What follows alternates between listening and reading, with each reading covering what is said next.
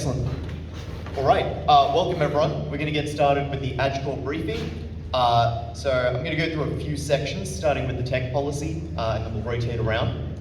So, there have been some changes to the technology policy at Australs this year. This is probably new information for many people, although we have obviously communicated this. So it's probably worth listening to. So the big change, no technology whatsoever is permitted during rounds as soon as draws are released. That is for speakers. So from the moment of topic release, or in fact, from the moment of draw release, till the conclusion of the round when the third negative speaker has concluded their speech, you are not permitted to use any electronic devices as a speaker. That includes phones, smartwatches, tablets, laptops, or any other such devices, except for those people who have received an exemption from the equity team to use an electronic device. If that is you, you probably know that it is you.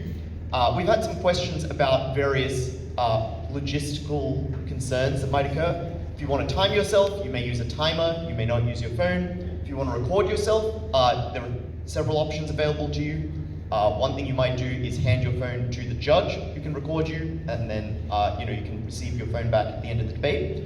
Alternatively, you can ask the judge to record you on their phone. Alternatively, you can record yourself using a dictaphone or other such device. There is zero tolerance for this. If we catch you with an electronic device, you'll be disqualified from the tournament, you'll be ineligible to break. We might apply other additional sanctions as we've outlined in the policy, so do not cheat. All right, that being said, cheating on the judge test. Everyone who submitted the judge test was required to answer questions which required them to confirm that they had read the technology policy, that they were committed not to cheating, that they would not use generative AI or artificial intelligence in the completion of the judge test, and that they would not collaborate with anyone else in the preparation of their judge test.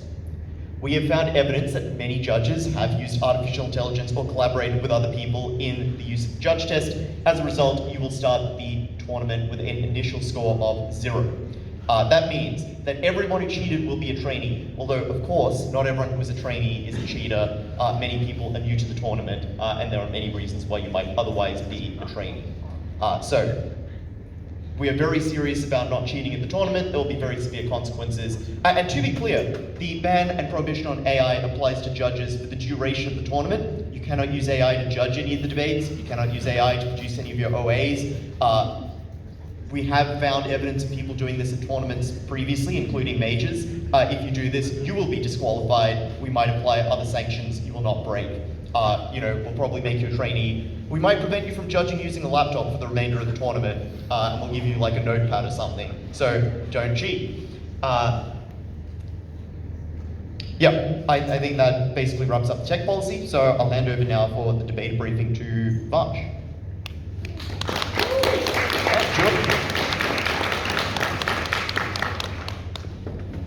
Alright, I don't have my glasses on so I can't see much, but I'm going to do my best on this.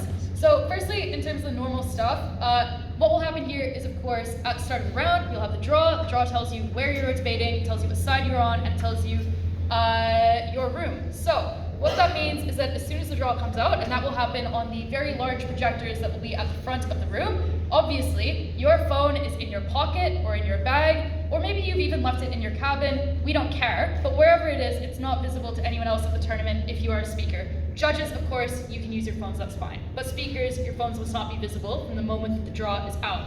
Second thing is that you will then, as a result of that, we hope, please write down what is on the draw. People constantly come up to people and say, I have forgotten my room, I have forgotten my side, I have forgotten who I'm debating against. Please, for the love of God, do not trust your faulty memories. Just write it down. That will make everyone's life much easier. And we will have very limited scope at the front of the room to bring the draw back up, because we will of course be using those screens to display the topics and the info slides. So if you mess this up and forget, that is going to seriously damage your ability to get to your room efficiently and to conduct topic selection appropriately. Our ability to help you will be limited. Write it down. I'm being so serious on this. So what happens after that? Topics will be released. There are 3 topics. You rank them and you select them. You then have 30 minutes of preparation time. That starts from the moment that the topics are released, and included within that time is 5 minutes for you to decide what the preferences are that you have in terms of those topics. So the topic that you preference Third, you will not under any circumstances debate. That is your veto. From there you can see the handy dandy and certainly not AI generated diagram that I've created. This explains to you exactly how that process proceeds. So you compare your preferences against the other team at the same time. You then should go through this process. The only thing that I would add in addition to that process is that you please tell the other team, oh, okay, so we will be debating the topic on Claude, for example. Do not say we're debating motion 1 or 3. Sometimes that is open to confusion. It is better for you instead just to describe the topic that you're debating quickly. So that will allow for there to be more clarity. And you'll notice that in the manual this year, there is no provision for giving you extra time if you mess up your slide or your topic. So make sure you get it right. All right, speeches, substantive speeches, they're 8 minutes long. At the end of that 8 minutes, you have 15 seconds to finish your sentence. After that, chairs and the panelists and the trainees will cease listening to anything that you say. So wrap it up at that point. Reply speeches are half of the length of a substantive speech. They are 4 minutes long. And again, you similarly have that 15-second grace period. Cumulatively, judges will have 15 minutes long to deliberate and submit their ballots. So this is not like at Worlds, where it's like 15 minutes to deliberate, submit the ballot, and 5 more minutes. Instead, this is Australs. You have 15 minutes total. What that means also is that you can't, actually I'll explain that later, but 15 minutes total to deliberate and submit your ballots. And lastly, keep your OAs to around the 10-minute mark. If it's less, that's fine. And obviously, look, there's some debates where a good OA is going to take longer than 10 minutes, so this is not a hard and fast rule, but this is reasonable. In general, you should try to keep your OAs to around the 10-minute mark. In terms of the types of debates, so policy debates, these are pretty typical. They're the ones that say things like that we would, or sometimes that we should. They require you to propose some sort of change. So for example, topics like that we should ban zoos, that we would ban all drugs. These are policy debates. In policy debates, you have a model. Model is just explaining exactly how it is that you will carry out the policy. So for example, you could say, we will ban zoos, and if you catch anybody with an animal in a cage, they will be sentenced to death. That would be your model. It might not be the best model ever, but that's your model and you're allowed to do it. The other side also can have a counter model. They're not required to do so. They get roughly equal resources to what the affirmative is using. And they should do so in a way that naturally translates. So for example, if AF says that they will execute everyone with an animal in a cage, Ned cannot say, we would invade Venezuela instead of doing that. It would be an illegitimate counter model. And vague models, like for example, well, we'll just regulate the zoos. Of course, you are allowed to do this, but I would just note that judges are not allowed to infer what you mean, so it is more strategic for you to provide a little bit of detail in your model or your counter model. Regret debates, these are things like that we regret. You need to argue about how the world would be better if something had not happened. You should think a little bit about the counterfactual. So for example, in that we regret the privatization of Qantas, which is the Australian airline that perhaps some of you have flown on in order to get to this tournament. The counterfactual would be that it had not been privatized, i.e. it had stayed nationalized and owned by the government. Or maybe you have some other wacky counterfactual you want to try to prove. You're allowed to do that, but you have to think about what would happen in this world where the thing that we're regretting had never occurred. This is retrospective, so you need to look at what would have happened in the past when those histories diverge. You need to explain then what happens after that. So you have to link that thing that we're regretting no longer existing to your arguments. And lastly, when you think about this, like I said, just ask yourself, but for this thing, what would have occurred naturally in the world? There are two other types of empirical debates, support debates and opposed debates. So for example, in a support debate, you are in favor of something occurring, like a war with New Zealand. You cannot model how this would occur though. So importantly, these types of topics are not ones with models. So you can't say we would attack New Zealand with nuclear weapons. Instead, you'd have to explain what is likely to occur in a war with New Zealand. And similarly, in opposed debates, you are against something occurring or continuing to occur, like this wonderful topic that you might hypothetically debate. You would be against this glorification and explain what it means going forward for this to be opposed. You're not regretting it or thinking that this had never occurred. It is from now on, you are opposing it. Active debates, sometimes you have a specific stakeholder in the debate. You need to think about things from the perspective of that stakeholder. So you want to imagine, for example, that the stakeholder is your judge. You're their wise advisor. You're explaining to them why they should or should not do a particular policy, should or should not regret something in particular. So for example here, if you are doing this debate, that as Albanese you would assassinate Hansen, don't know who those people are, that would require you to think from the perspective of Albanese and what his interests are, and why it may or may not be in his interest to do this or to not do it.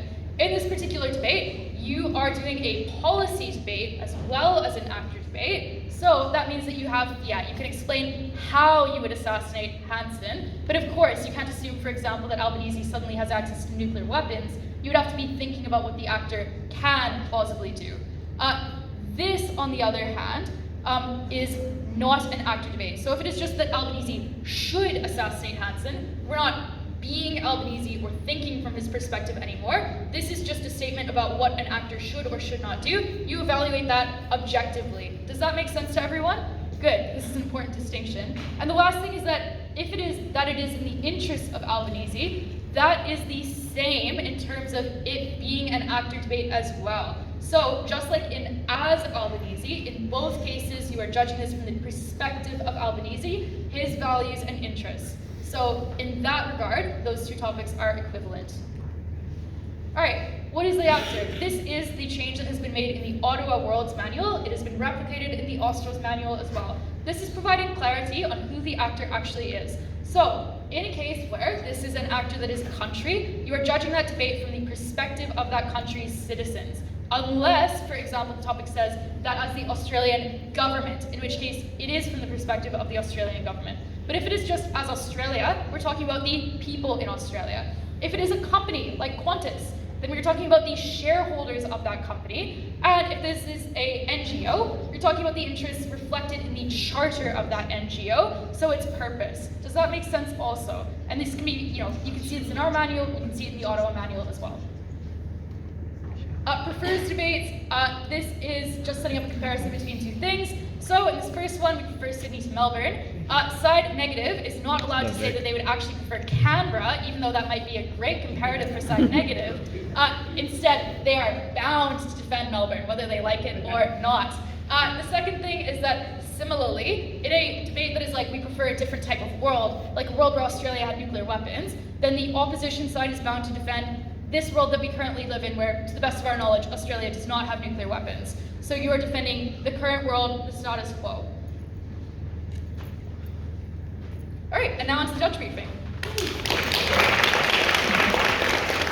All right, so as should be expected, I will be going over key reminders, but we do encourage you to go over the manual as well, that you should hopefully already be familiar with. Chairs, please allow your trainees, your panelists, and your teams to complete introductions. I know a lot of judges, they like to skip this part because for whatever reason they think they need to speed up the round. Yes, but this is not where you sacrifice that. Record the names, vetoes, and topic debated for the ballot, so make sure, as the tab just now mentioned, you put down keywords. If you are not going to write down full sentences, that's fine. Just keywords of the motions if it's necessary for you to remember it that way. Time the round, or delegate this to a panelist. If any emergency arises, stop the clock. And of course, you can let the debate resume after the emergency hopefully resolves. Tracking, try to be comprehensive.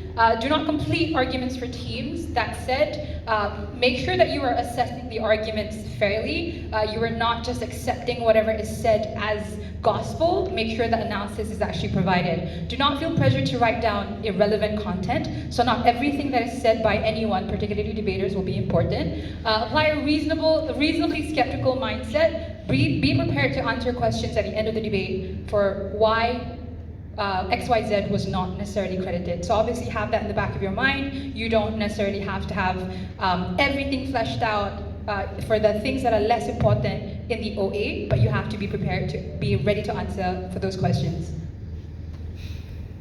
Chairs, make sure that when you're submitting the ballot, that you are not pressuring your panelists to come to calls before they are ready. So obviously this means that panelists are given some time to assess the debate and come to their own independent calls. But obviously this is within reason as well.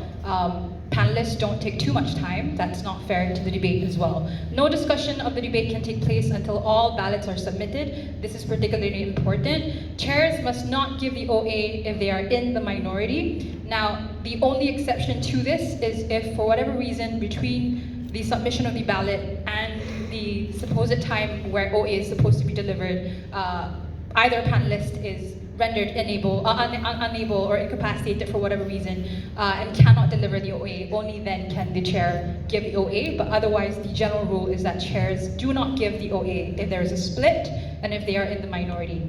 Once the ballots are submitted, the results are final. There's no, oh, contact tab, I want to change my result. That doesn't happen. OAs. Introduce or declare the calls first. Any general feedback is not required for you to include in your OA. You can include it very briefly at the beginning of your OA. Explain the issues in the round, explain who won each issue. Of course, you can use the weighing metrics that we've also included in the manual. Implications of the result of this issue on the round. Offer individual and case feedback at the end of your OA. So do not use this as part of how you weight a particular issue. If you have individual and case feedback you would like to give, make sure that you deprioritize this. If it doesn't fit into the 10 minutes that you are allotted, then save it for later. Try to keep it to around 10 minutes. That's it.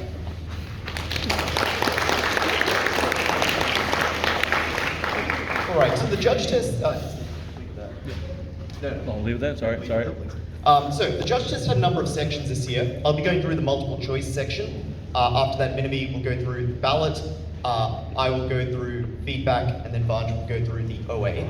I just want to talk about a few things before we get into the specific details of the multiple choice questions. The first thing is that in setting this judge test, we were not trying to trick anyone. So there weren't really very many trick questions. The idea was you should be able to get everything right if you just read the manual and read all of the policies. So I think many people might have overthought some of the questions. Everything was meant to be pretty straightforward. And the reason for that is that the purpose of this judge test is essentially to make sure that you're familiar with the rules of the tournament, in particular to draw your attention to areas where we think people might sometimes fail to adhere to those rules or make mistakes. So the point of each of these questions is hopefully to be didactic and to help everyone make sure that they're judging in a fair and effective manner. So we'll go through each of the multiple choice questions now and see where people went wrong and where they went right. Okay, so question 1. A point is mentioned at first and then never mentioned again. Can this point win the debate? The correct answer is yes. About 20% of people got this wrong. A point does not need to be reiterated. If it has been said, you can credit it, and it might be enough to win the debate. We're not saying it always will be, or that something only said once will always be critical in the debate, but yes, something that's mentioned first can win the debate. Question 2. You are a trainee in a room in round 5 of Australs. During the second affirmative speech, you find a speaker on the negative team using their phone. Given the situation, what amongst the options below is correct? So the purpose of this question is to clarify the new tech policy and the updates that have been made to the manual regarding phone usage and cheating. So some of these will be new information to people. So you should not pause the round. You should allow the debate to continue. We don't want people to interrupt the round.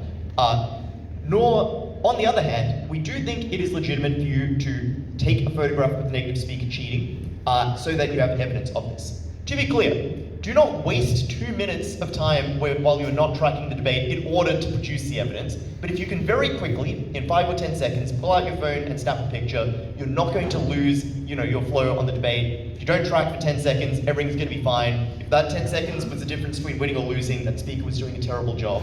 Okay. After the conclusion of the speech, you should tell the chair that you caught cheating. The chair should remind everyone not to cheat. Step 4, should you penalize the negative speaker in the debate? No. It is for the adjudication core and the equity team to deliver any punishment, to investigate, to work out whether any cheating happened. Judge the debate as usual, just as you would if you, for example, believe that an equity violation has occurred. That should not affect your call or the way that the debate proceeds. You might have the chair give a warning in that instance, but you should leave it to the equity team and the adjudication court to sort out that situation later. Should you report that violation to the adjudication court? Yes, absolutely. None of the above is incorrect because some of the above are correct. This was one of the questions where I think many people were misled, but you can see how you did. All right. Question 3. Motion that we should ban new fossil fuel extraction projects. Affirmative have proven that this would substantially benefit the environment, while negative have proven this would substantially harm the economy. Neither side has provided any weighing within their substantive speeches. Neg reply explains that we should prioritize the economy for a set of reasons. Affirmative reply says that banning new fossil fuel extraction programs won't damage the economy. They explain that mining and drilling companies can transition, blah, blah, blah. You've all read the question. Again, which of the following is true? Negative replies provided new material which cannot be credited. No, they provided new weighing that can explicitly be credited, that is allowed within a reply. B, affirmative reply has provided new material which cannot be credited. That is correct. They've just made an argument or engaged in rebuttal that cannot be credited, so is not. Affirmative reply has provided new material. It is correct. That cannot be credited. C, negative reply has provided weighing, which is likely to win the debate. While this is subjective, we think this is perhaps an instance where people overthought. Yes, this can win the debate because new weighing can win the debate. We're not saying, it's guaranteed to win the debate, but considering that the setup suggests that no one has done any weighing and that both teams have made an argument, presumably some good weighing would probably win them the debate. Finally, affirmative replies provide weighing which is likely to win them the debate. No, they provided new arguments and rebuttal, so they are unlikely to win the debate. Most people got this right, but some mistakes. All right, question 4. That, as the United States, we support regime change in Iran. Affirmative explains that regime change is important to justify US intervention, and without it, the Trump administration will suffer in the midterms. Affirmative also additionally argues that regime change in Iran helps the Republican Party. Negative explains pursuing regime change would require sustained intervention, and this could massively increase the cost of oil for citizens. Which of the following is correct? Negative is likely to win because they affect a more important stakeholder. This is incorrect, that is subjective. 2, negative is likely to win because the actor implies the people of the United States and not the government. This is correct. As we've clarified in the manual, when the actor is a country, you should assume that that means the people of that country, not the government or leader of that country. If it is to be those things, that will be specified. So in this case, many of Affirmative's arguments relate to an incorrect actor, which is either the Republican Party or the Trump administration. 3, Affirmative is likely to win because they have a higher volume of arguments. This is incorrect. The volume of arguments is not really a relevant factor. You can have 10 arguments, they can all suck. You can have one argument, it can be great. It does not determine who wins. There is insufficient information to judge this debate. Incorrect. You definitely have enough information to conclude number 2. None of the above is also incorrect for the same reason. Here you can see most people got B correct, but quite a number of people seem to think there was insufficient information. There definitely was sufficient information. All right, question 5. You're chairing a room in round 6 at Australs alongside 2 other panelists. After all 3 judges submit their ballots, you find out that 2 panelists voted for the negative while you voted for the affirmative. Based on the situation, 1, you can extend the discussion for a reasonable amount of time beyond the 15 minutes until you're able to convince at least one of the panelists. This is wrong for 2 different reasons. Firstly, you may not extend the amount of deliberation time, that is fixed. Secondly, it makes no difference if you persuade one of the panelists. Because this format uses ballots, once the ballots are submitted, then there is no changing the result of the debate, so it would be pointless to attempt to change their opinions. 2, in the instance where one of the panelists is willing to flip, they should be allowed to resubmit their ballot. No, you may not resubmit your ballot. The result is final. The ballot is submitted before any discussion. 3, the discussion has no bearing on the result of the round. This is correct. The point of discussion is to ensure that the OA reflects the opinions of the entire panel, even if there is a split or a dissent on the panel. It is not to change the minds of the people in the debate, because you can't really do that. Maybe you're convinced that your ballot is wrong, but unfortunately it's too late to change it. You'll have to live in shame. 4, given you are in the minority, you can still choose to live the OA, given that you are the chair in the room. This question is here because in BP format, this is something that the chair can do. Even if they are in the minority, they may choose to give the OA. That is not true for the Australs format. If you're in the minority, you do not have the opportunity to give the OA. The OA must always be given by someone in the majority. You can then delegate the OA to one of the panelists. You can choose which panelist you want to give the OA. Finally, you are required to delegate the delivering of the OA to one of the panelists. That's correct. None of the above is incorrect, because some of the above are correct. As you can see, most people got this right. Well done. Question 6, that as the EU, we would significantly deregulate our labour laws. What amongst the options below are legitimate counter-proposals that the side negative can argue? Another question where many people were tripped up, as countermodels often do so. So the first 3 answers were correct, the next 2 were incorrect. So, can you defend the status quo? Yes, you can always defend the status quo. That is always an option. In fact, it is probably what should happen most of the time.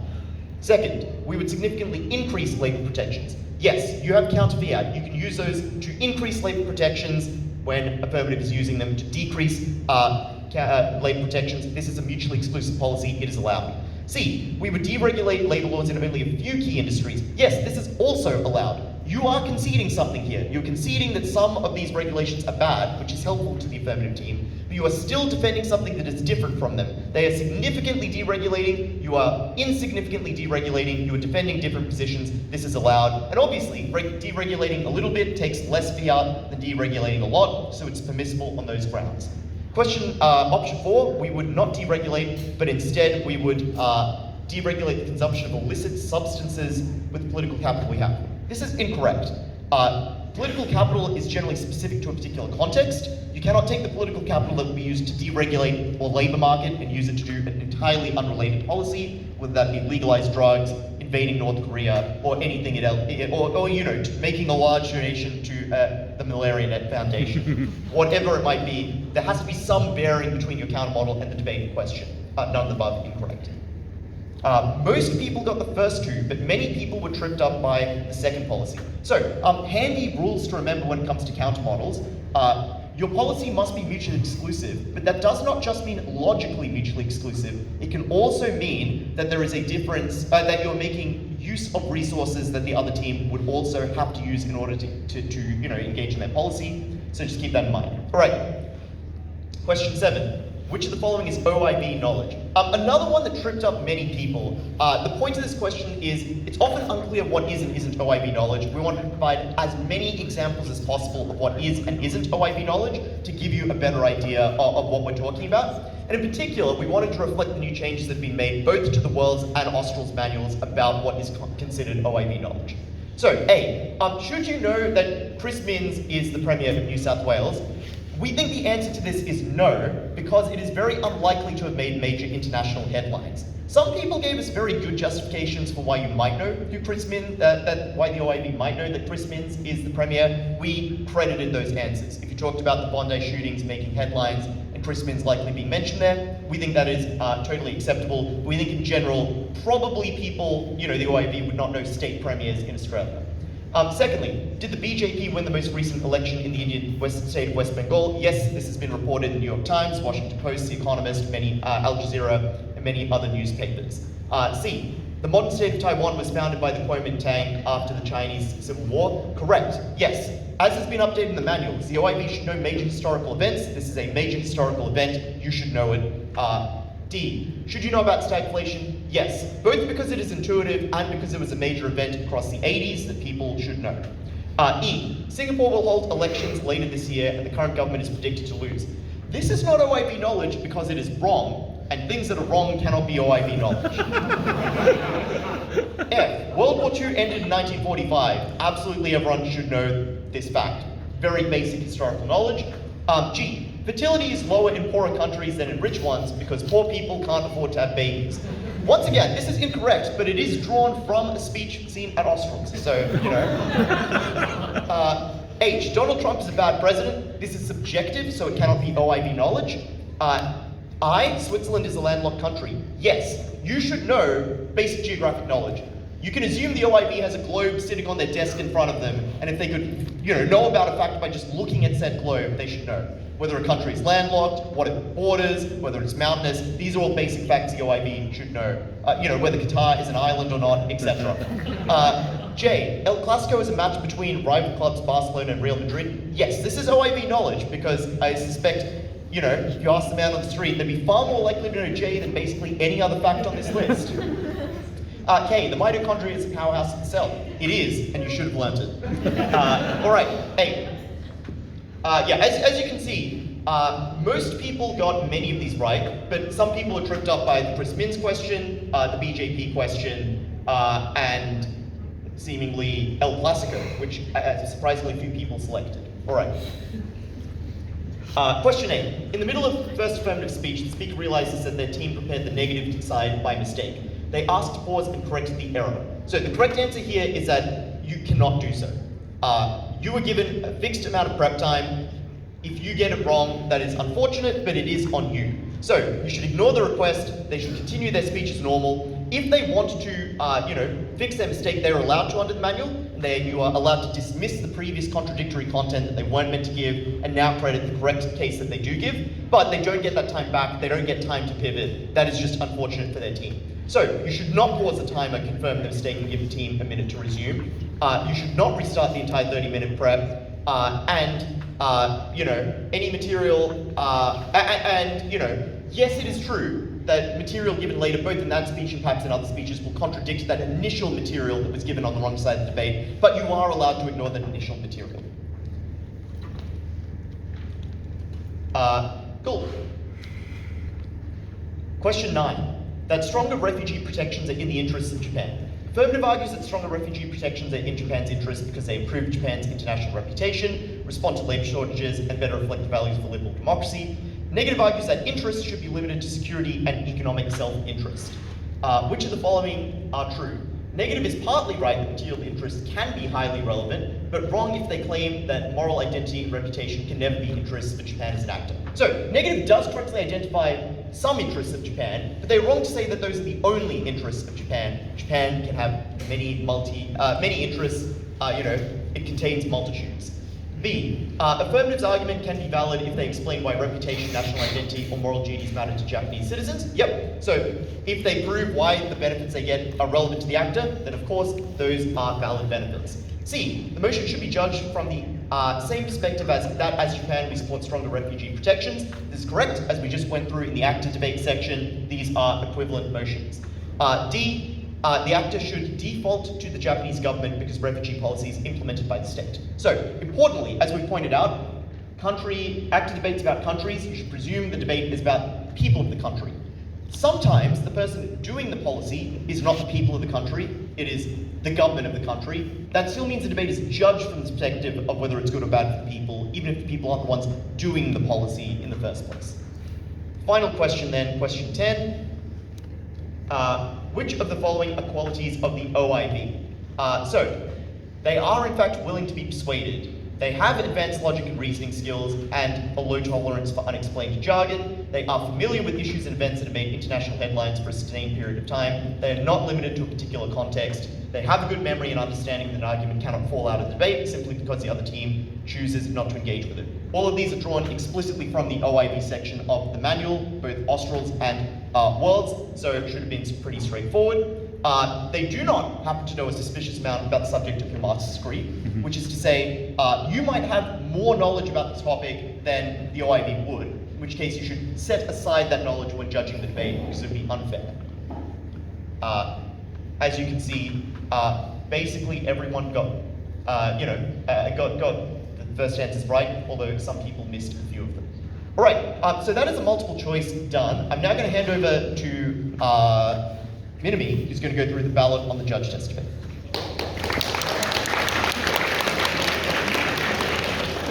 All right, I'll start with the ballot portion. So on the right, you can see the Adj Core ballots, and we have some splits as well, but this is basically shows the range of scores that we think are acceptable and not worthy of penalizing. So if you give any scores within the ranges that are shown, basically you didn't receive any penalties for that. If you're outside, you would have probably gotten penalties. We didn't negative mark anyone for getting the wrong result because we felt like if you got the ballot wrong, presumably your ballot and the explanation of it is probably more important. So that's just the overview. So some things to flag is that at least on CAP, all 6 of us thought it was unanimously an app win, and the margin just based on how you're scoring can range anywhere from 1 to 4. Once again, this is based on your justification as well. Some, I guess, concerning trends is highlighted in red. I guess this one is that the first half was quite undercredited overall on average. Third half, on contrary, seemed quite overcredited on app as well. And then on the reply speeches, I'll get into this in more detail, but there's some very mysterious scores. It definitely shouldn't be judged or given the same score as a constructive speech, for example. or 34 is just mathematically impossible to get. So yeah, just some notes on that. And a lot of the scores seem to center around the 74, 76 range, which is okay if it's like a genuinely average debate, but you do have 10 points on the scale, so try to use the entire scale as well. Yeah, so just based on that, a few reminders. Is first for the reply speeches, just give half the score that you would give to an equivalent like constructive speech. So if you thought the reply speech was maybe like a 77 if it was a constructive speech, that means you would give it a 38.5. You should be able to do this math, but if you're not super confident, you can use a calculator. Like that's always better than just guessing. So if you can't confidently do division, like please just ensure that you got it right using a calculator. Do not subtract 40 from the constructive score. So I'm assuming this is what happened. Like somebody thought the reply was a 74, decided to subtract 40, which is why you end up at 34, which would be impossible. So just a reminder to not do that and have it instead. And another one is to not assume that the speaker's constructive reply and reply are the same quality. So for example, just because first half gave let's say like a good speech, don't expect the reply speech given by the same speaker to be roughly of the same quality. For example, in the judge test, at least on Adj Core, we thought that the constructive speech from first half was significantly stronger than the reply speech given by first half. So always just try to judge the reply speech score separate to the constructive speech that was given by the same speaker as well. The second note is to watch out for biases. So whether it be like position bias, where for example, like earlier speakers might be discredited, or later speakers might be discredited, or language status, or POC status, or whether a person has rep, all of these biases, you should try to kind of reflect on what your personal biases might be there and to just gut check if you're scoring people fairly or unfairly based on that. And yeah, last but not least is to use the whole scale and check the descriptors on the scale every time you're scoring and to double check with everyone on the panel. And yeah, I wanna give it back to Uday. All right, as you can see, a disproportionate amount of time from some of my fellow Adj Core members was spent on this slide. That being said, let's talk about feedback. So, there's a reason that we asked everyone to provide some feedback in the as part of the judge test. The first reason is that feedback is a very important part of this tournament, and we want to make sure that people are giving productive feedback to speakers. And so we thought that this is an opportunity to discuss the kinds of feedback that is useful and not useful. But secondly, provide us with an additional opportunity to interrogate people about how exactly they saw the debate and where they might have gone right or wrong in terms of looking at the debate. So, in marking the feedback, we weren't particularly punitive. Obviously, there are many different ways you could give good feedback to a speaker. So, in general, if you were to identify, useful pieces of feedback, that would get you a high score. If you were to identify feedback that is either incorrect or counterproductive, that would lose you marks. To get 10 out of 10, you basically need to identify 2 useful pieces of feedback to both the first affirmative speaker and the third affirmative speaker. So, what kind of feedback did we want to see for first affirmative? We thought that useful feedback here consisted of identifying things that they might not have proven, but that might have been useful for them to prove. So, for example, feedback explaining things that could have been better impacted, feedback about prioritization, or feedback about preemption around arguments like the international aspects of the cocaine market, for all things credited highly. On the other hand, feedback that talked about, for example, a lack of structure in the speech or a lack of clarity in the speech tended to get a reduction in marks for the reason that we overall thought that the speech was incredibly well signposted and very clear. So we thought feedback along these lines tended to miss the mark about what that speech looks like. For third affirmative, we thought feedback that was useful was feedback about, for example, responses being repetitive, feedback about how they could have responded more directly to the second negative speaker, or feedback about how there were particular claims that were in very desperate need of response that weren't missed, or feedback that explained that the speaker was in some senses flippant and could have improved the quality of responses. Feedback that was not credited very highly was feedback that just said, like, don't make jokes or something along that lines. Obviously, jokes can be persuasive. There's no reason that people shouldn't make them in a vacuum.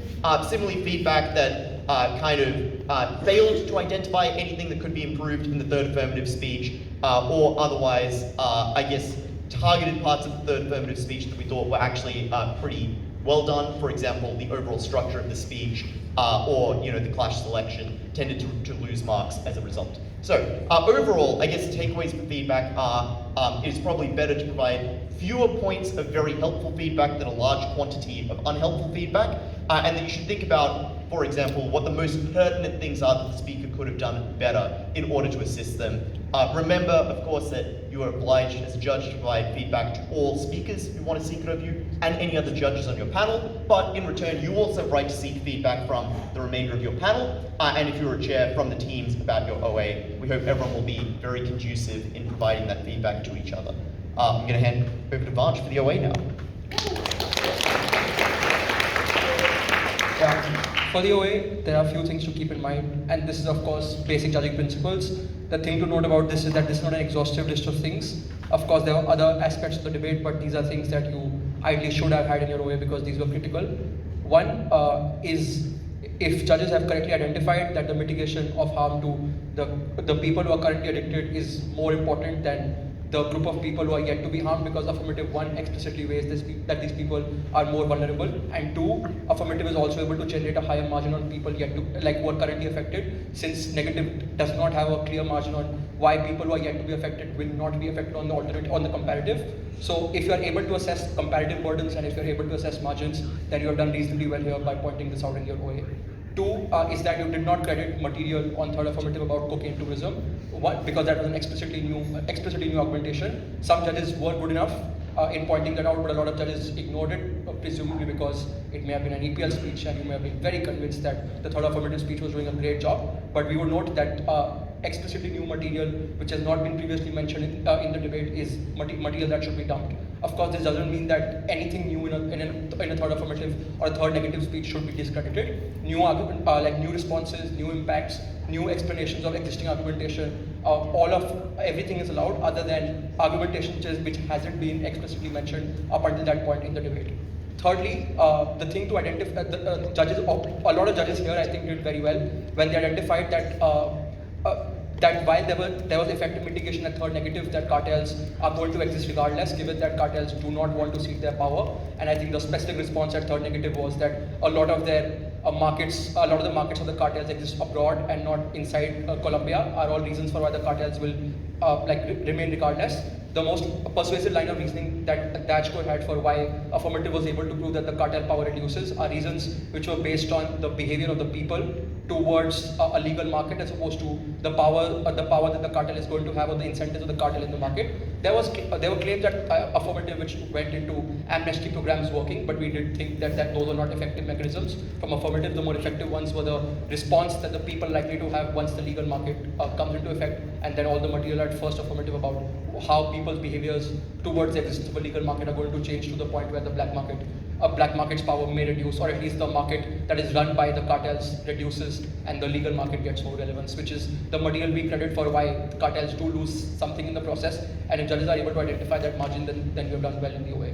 Fourthly, to identify that negative does prove that this may damage Colombia's reputation with other countries, specifically the countries who are very anti-cocaine countries, but one, there are effective mitigations from third affirmative to point out that presumably there may be some countries who may like Colombia, but also the fact that there are responses which point out that the US may not care enough about this. So judges who have credited a significant chunk of the material on negative about international reputation being a big enough thing have not done well, because the margins for that claim are pretty low and there are reasonably effective mitigations coming from affirmative down the bench.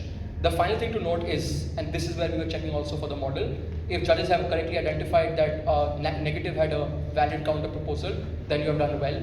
So, for example, the hard on drugs policies or stronger enforcement mechanisms using a similar amount of political capital is a legitimate counter model, because it is mutually exclusive to what affirmative is saying, and 2, it is utilizing a similar type of resources, and that's why a similar amount of political capital, but also a similar type, which does end up meeting both the thresholds for why it is a valid counter model. Of the reason why negative did not win eventually is because they didn't effectively prove why the counter model will work in achieving any of their outcomes. But if you were able to identify that the counter model was valid, then you have also done well. So these are the things to keep in mind. Please make sure you judge debates at Australs properly. That's it from us. Yeah, sorry. We also have useful feedback from. I'll keep this extremely brief. Oftentimes, oh, go on. Sorry, I have a question about the counter model stuff. At some points in the debate, Neg kind of like waves their hand at investing in other forms of agriculture as well as part of the counter model. Like, is that credited? And like, I was confused about how to deal with that when I was judging the debate. Like, to what extent do you guys think that that's a legitimate counter model? And how do you kind of like, when teams are unspecific about how they would use a total amount, divide a total amount of counter fiat between different things, like how do we as judges kind of interpret that when there's not a huge amount of detail about it? In this case, it's actually not too, I guess it's like the easiest answer is just that this is broadly very similar to the amnesty programs that Affirmative is describing, and in that sense, this is not particularly mutually exclusive, which means that it cannot be a reason for negative to win the debate or translate into mutually exclusive outcomes. But I would say that in the general case, where, for example, negative teams are very vague about what their counter model is, or how large it is, and how much fiat it is using, I guess in that case you need to think carefully about, firstly, the arguments that negative is making and the way that they might imply or require, for example, particular amounts of fiat to be used. Like, negative might make arguments that seem to require this to be a very large-scale program with a lot of investment. Then you would want to ask yourself, well, could they plausibly have the fiat to have that program be so large? And of course, if they do not, then they don't meet the threshold for proving those arguments that rely upon a very large-scale model version of the counter model. But the last thing I think is just useful guidance here is that when teams have really vague counter models and they don't specify the details of how they're working or why it is that they create a particular change in the world, then it is the burden on the teams to explain that. So if they don't, then the answer is just like, well, it's valid, I understood it, but when it came to attaching it to a particular outcome, the analysis was not provided, and therefore it didn't have an impact on the result. Does that broadly work? Yeah, cool. All right, feedback. At majors, we get a lot of feedback, as the TAB team has explained. There are a couple of things that we're looking for with this feedback. So, if you're going to give somebody particularly feedback that you want to influence us and our views about this judge and what they have done, you should provide 3 things. Firstly, give us details. So do not just write, OA sucked, 0 out of 10. That's the kind of thing where we're going to look at it and think, wow, this must be a really salty team. Probably not an accurate reflection of what the judge did in the OA. I assume they did more than just sucking. The second thing is that you should provide evidence. So for example, if this is something that you feel that the judge has done, you might want to provide quotes from the OA or explanations as to the specific things that they did that made you think that the OA was terrible. And lastly, it would be very weird to receive a piece of feedback that is like, 4 out of 10, best OA I've ever seen, amazing judge, I hope they make the grand final. You should make sure that the number reflects the qualitative feedback that you have given. And similarly, sometimes teams will do this thing that's very frustrating, where they're like, wow, this judge has a lot of rep. I bet if I give them a 2, the Adj Core will just ignore me immediately. So I'm going to give them an 8, but I'm going to give very detailed negative feedback that explains that they're actually a terrible judge. In that case, we'll just be very confused as to why an 8 out of 10 also has very negative feedback. So you should make sure, again, that the number matches the feedback. And of course, it is not the case that we will be like, well, we think this judge is great, and you've given them like a 3, so you must be an idiot, and the judge is probably right. Obviously, we are looking at this feedback for a reason, it's part of this tournament for a reason, and I hope people broadly feel that this Adj Core has at least enough integrity to do this well. So please provide us with proportional feedback that matches up, be honest, and don't feel like you need to do weird, tricky mind games with the number and the feedback to make us listen to you. We'll just listen to you. Lastly, do's and don'ts. Please don't leave it until the end of the day. Remember, judges' allocations are important and judges are competing as well. What that means is that when you put your feedback into the tab, that immediately updates on the judge's score, which we see. And that score is very important for where we put that judge. Like, do we put them, for example, as a chair or a trainee? That is something that is often very influenced by the numerical score that that judge has. So if you wait until the end of the day to submit a bunch of 10s, that means that we have been allocating great judges incorrectly. And similarly, if you wait until the end of the day to submit a bunch of 1s and 2s, that means that we didn't realize that you were very unhappy with those judges. We have been allocating them without that information, which means that everyone at the tournament suffers. So do it at the end of the round when you'll remember it. That being said, if you've just taken a loss and you're like extremely mad and steam is coming out of your ears, maybe take a couple of deep breaths first and just calm down and think carefully about whether the judge is making reasonable points or not. Talk to your teammates. Remember, it's one piece of feedback for the team, so it's not the case that one person on the team should be doing the feedback without talking to everyone else. And especially if you're feeling emotional about the result, maybe talk to your teammates, and maybe that will help you to cool down. Perhaps there's somebody else on the team who has a less of an extreme reaction. They might be able to submit more detailed and high-quality feedback. Those are the do's. In terms of the don'ts, please, don't use AI to generate feedback. I guess it'd be very funny if somebody did this, but it would be a waste of everyone's time. Don't do that. And remember to use the range as well, right? So like, this may be the best away that you have ever seen. That doesn't make it a 10. This might be the worst away that you have ever seen. Doesn't make it a 0. So do think carefully about the descriptions that we have provided in relation to these numbers. A useful rule of thumb here is like 10 indicates that you think that this should be somebody who's chairing a final. A 0 indicates that you think that this is somebody who should not even be allowed to enter the building. And within that, right, like a 1 to a 2, that's probably a trainee. A 2 would be a trainee who maybe is close to being a panelist, not quite there. 3 to 4, that usually indicates a panelist. A 4 is like almost ready to chair. 5 to 6 is like a chair who should have a full panel with them. So, they're allowed to give the OA, but we don't maybe entirely trust them yet. 7 to 8 is like, this is a judge who maybe can chair alone, or maybe this is a judge we should be thinking about for break. A 9 is like break deep. A 10 is like chair of a final. I hope that probably works for people. It's reflected in the feedback scale we've attached on the tab as well. If that hasn't been attached yet, we will attach it. Does anyone have any final questions before we finish up? Wow, great briefing, I guess. Thanks, everyone.